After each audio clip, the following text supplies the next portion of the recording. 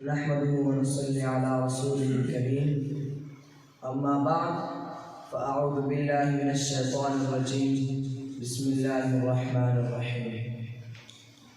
النبي أولى بالمؤمنين من أنفسهم وأزواجه أمهاتهم.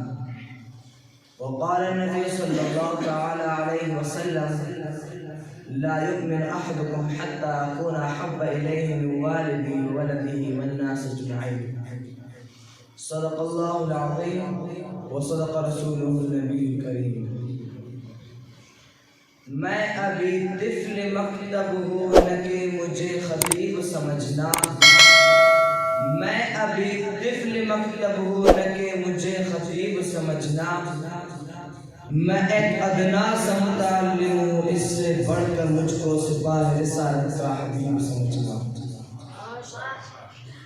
صدر مجلس، اساتذہ کرام، منصفین کرام اور بزم اشرفی کے گلشن ساتھیوں، السلام علیکم ورحمۃ اللہ وبرکاتہ.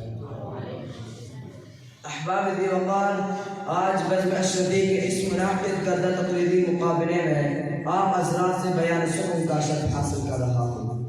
موضوع کے دو جز ہیں.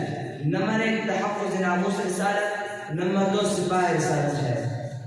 بظاہر ان دونوں کا مفہوم اور معنی الگ الگ ہے، لیکن حقیقت میں ان دونوں کا آپس میں خاص تعلق اور خاص ربط ہے.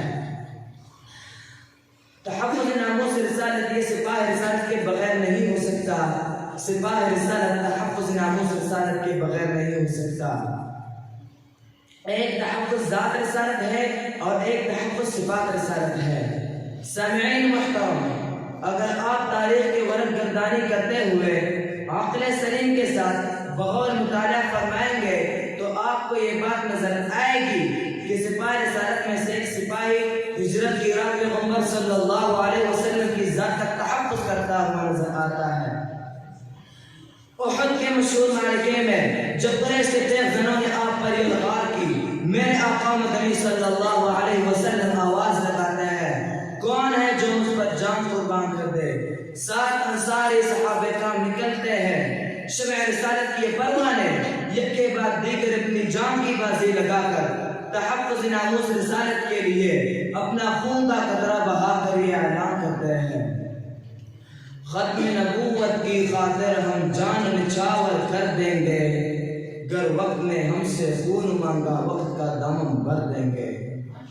سامعین دل نواز، بات تحفظ ناموس رسالت کی. سپاہ رسالت نے تحفظ کیا ہے، جان دے کر کیا ہے، بچے یتیم کرا کر دیا ہے، سر کٹا کر دیا ہے، وطن و ملت قربان کر کے کیا ہے. اٹھاؤ تاریخ اور آپ کی ورق گردانی کرے تو تحفظ ناموس رسالت کی خاطر ایک سپاہی زنجیروں میں جکڑا ہوا نظر آتا ہے. اس پر کوئی ستم ڈھائے جا رہے ہیں، ظلم و تشدد کی برسات ہو رہی ہے. ایک بدبخت کی زبان سے الفاظ نکلتے ہیں، اے خباب بتاؤ محمد کے ساتھ چھوڑ گیا نہیں؟ سپاہ رسالت کے پروانوں میں سے یہ پرانا جواب دیتا ہے، میں جان دے سکتا ہوں، جسم ٹکڑے کرا کر ریزہ ریزہ ہو سکتا ہوں، لیکن محمد کا ساتھ نہیں چھوڑ سکتا.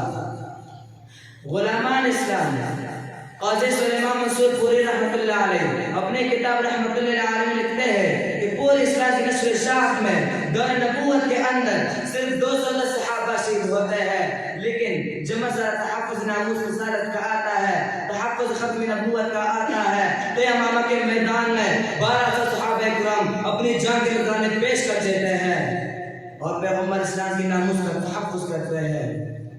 میں نے تاریخ کے اوراق میں ناموس رسالت کا تحفظ کرتے ہوئے ان چھوٹے بچوں کو بھی دیکھا ہے جن کی تلواریں ان کے قدوں سے بڑی نظر آتے ہیں، جنہیں دنیا معاذ و معویز کے مسمى سے جانتا ہے.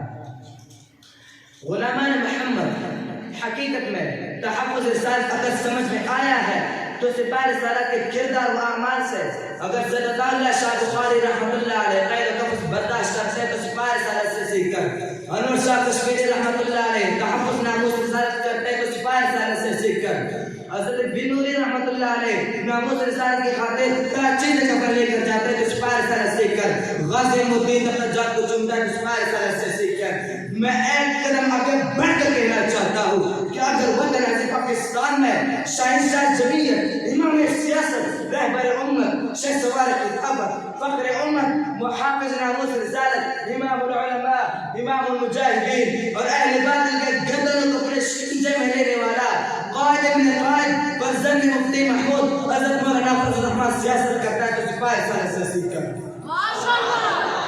شمع رسالت کے پروانوں کو اب پتہ چل گیا کہ امام کے بقا تحفظ ناموس رسالت کا مضمر ہے، لیکن سپاہی رسالت کے طرز پر آج بھی شافعین پیغمبر اپنے بدبختی کا مظاہرہ کر رہے ہیں اور غلامان محمد کا رشتہ ذات محمد سے توڑنا چاہتے ہیں۔ تو آج بھی ضرورت ہے عالمی جہاد بلند کر کے ان کو بتا دیا جائے۔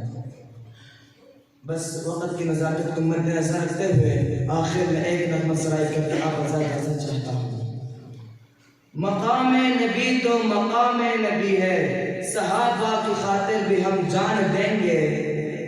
مقام نبی تو مقام نبی ہے، صحابہ کی خاطر بھی ہم جان دیں گے۔ ہتھیلی پہ سب کو لیے پھر رہے، امانت ان کی بس شان دیں گے۔ وآخر دعوانا الحمد للہ۔